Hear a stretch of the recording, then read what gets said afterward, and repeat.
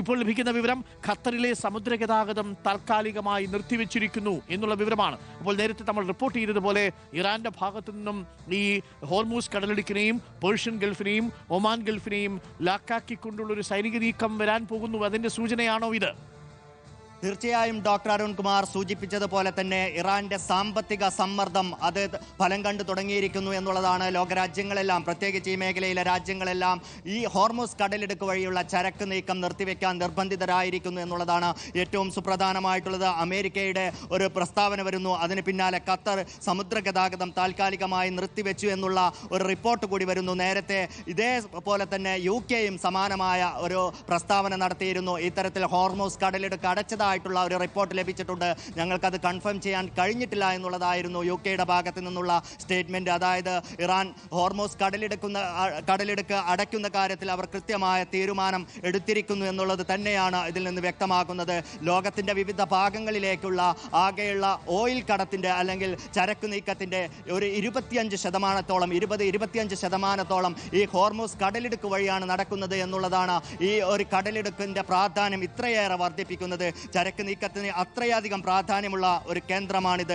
അവിടെയെങ്ങാനും തടസ്സപ്പെട്ടാൽ ലോകത്തിന്റെ വിവിധ ഭാഗങ്ങളിലേക്കുള്ള ഇന്ധനം എത്തിക്കുന്നത് നിലയ്ക്കും. അത് വലിയ രീതിയിലുള്ള പ്രയാസമുണ്ടാകും. ലോകരാജ്യങ്ങളെയെല്ലാം അത് പ്രതിസന്ധിയിലാക്കും. അത് സാമ്പത്തികമായും വലിയ പ്രതിസന്ധി ഉണ്ടാക്കും എന്നുള്ളതാണ്. ലോകത്തെ മുഴുവൻ ഈ യുദ്ധത്തിന്റെ കെടുതികൾ അനുഭവിക്കുന്ന തരത്തിലേക്ക് ഈ ഒരു തീരുമാനം എത്തിക്കും എന്നുള്ളത് ഉറപ്പാണ്. എങ്ങനെയാണ് ഇതിനെ അമേരിക്ക നോക്കിക്കാണുന്നത് എന്നാണ് ഇനി അറിയാനിരിക്കുന്നത്.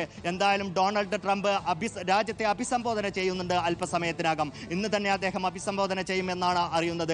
അങ്ങനെയെങ്കിൽ അതിൽ കൃത്യമായി എങ്ങനെയാണ് ഹോർമൂസ് കടലിടുക്ക് അടച്ചുകൊണ്ടുള്ള ഇറാന്റെ ഏറ്റവും ശക്തമായ അവരുടെ പ്രതിരോധ സംവിധാനം, അത് പക്ഷേ അത് ആയുധമല്ല, അവരുടെ വജ്രായുധം എന്ന് നമ്മൾ നേരത്തെ തന്നെ സൂചിപ്പിക്കുന്ന ഈ ഹോർമൂസ് കടലിടുക്ക്, ഇതിലുള്ള സംഭവ വികാസങ്ങളെ എങ്ങനെ അമേരിക്ക നോക്കിക്കാണുന്നു എന്ന് കണ്ടറിയണം. ഒരു പക്ഷേ കൂടുതൽ അറ്റാക്ക് നടത്തിക്കൊണ്ട് ഏറ്റവും പെട്ടെന്ന് ഇറാനെ കീഴടക്കിക്കൊണ്ട് ഒരു തീരുമാനത്തിലെത്തിക്കുകയാണോ, അതോ അല്ലെങ്കിൽ ഒരു സമവായത്തിന്റെ ഒരു മേശയ്ക്ക് ചുറ്റും ഇരിക്കുന്ന തരത്തിലേക്ക് ലോകരാജ്യങ്ങൾക്ക് അമേരിക്കയും ഇസ്രായേലിനെയും കൊണ്ടെത്തിക്കാൻ സാധിക്കുമോ എന്നാണ് എല്ലാവരും ഉറ്റുനോക്കുന്നത്. പക്ഷേ നേരത്തെ തന്നെ നമ്മൾ റിപ്പോർട്ട് ചെയ്യുന്നത് പോലെ ഈ രാത്രി ഏറെ നിർണായകമാണ്.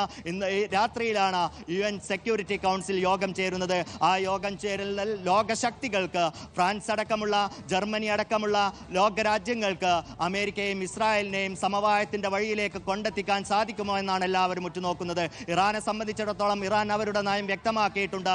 ഞങ്ങൾ തിരിച്ചടിക്കും, ഞങ്ങൾക്ക് നേരെയുള്ള ഏത് ആക്രമണത്തിനെയും ഞങ്ങൾക്ക് കഴിയുന്നതിൻ്റെ ഏറ്റവും ശക്തമായ രീതിയിൽ ലോകം ഇന്നുവരെ കണ്ടിട്ടില്ലാത്ത അത്രയും ആയുധങ്ങൾ ഉപയോഗിച്ച്, ആ തരത്തിലുള്ള ആയുധങ്ങൾ ഉപയോഗിച്ച് ആക്രമിക്കുമെന്ന് ഇറാൻ മുന്നറിയിപ്പ് നൽകുന്നുണ്ട്. അതോടൊപ്പം തന്നെ അവർ പറഞ്ഞു വെക്കുന്നുണ്ട് ഈ സംഘർഷാവസ്ഥ പരിഹരിക്കപ്പെടണം, അതിന് ചർച്ചയ്ക്ക് ഞങ്ങൾ തയ്യാറാണ് എന്നുള്ളത്. ഇറാന്റെ ആ ഒരു തീരുമാനത്തിലേക്ക് മറ്റു രാജ്യങ്ങൾ കൂടി, അമേരിക്കയും ഇസ്രായേലും കൂടി എത്തുമോ, അതിനെത്തിക്കാൻ UN-നും അതോടൊപ്പം തന്നെ യൂറോപ്പിലെ വൻശക്തികളായ ഫ്രാൻസിനും ബ്രിട്ടനും ജർമ്മനിക്കും സാധിക്കുമോ എന്നുള്ളതാണ് അറിയേണ്ടത്. നേരത്തെ അമേരിക്കയുമായി ഉണ്ടാക്കിയ ആണവ കരാറിൽ കക്ഷികളായിരുന്ന മറ്റു 3 രാജ്യങ്ങളായിരുന്നു ജർമ്മനിയും അതോടൊപ്പം തന്നെ ഫ്രാൻസും UK-യും. ഈ രാജ്യങ്ങൾ ഒരു പക്ഷേ അമേരിക്ക പിൻവാങ്ങിയിട്ട് പോലും ഇറാനുമായുള്ള ആണവ കരാറിൽ അവർ തുടർന്നിരുന്നു എന്നുള്ളതാണ് വാസ്തവം. അവർ ഇപ്പോൾ ആവശ്യപ്പെട്ടിരിക്കുന്നത് എല്ലാ തരത്തിലുള്ള യുറേനിയം സമ്പുഷ്ടീകരണവും ആണവ പദ്ധതികളും ഇറാൻ നിർത്തിവെക്കണം എന്നുള്ള ഒരാവശ്യമാണ്. ആ തരത്തിലുള്ള ഒരാവശ്യം ഈ നിർണായക ഘട്ടത്തിൽ ഇറാൻ എത്രത്തോളം അംഗീകരിക്കും എന്നുള്ള കാര്യത്തിൽ ഒരു വ്യക്തതയില്ല. പക്ഷേ